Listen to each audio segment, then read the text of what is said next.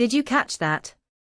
The education sentiment score just spiked to plus 0.30, with momentum up 0.40 over the last 24 hours. This isn't just noise, it's a significant shift compared to the historical baseline. Such a strong uptick signals a notable change in sentiment around education, possibly indicating emerging trends or responses to recent policy changes. Our API delivers rich sentiment data, including a detailed analysis of semantic clusters, helping you pinpoint what's driving these shifts. Imagine you're building a tool to track public sentiment on educational reforms.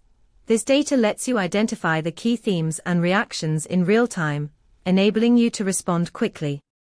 Ready to dive deeper?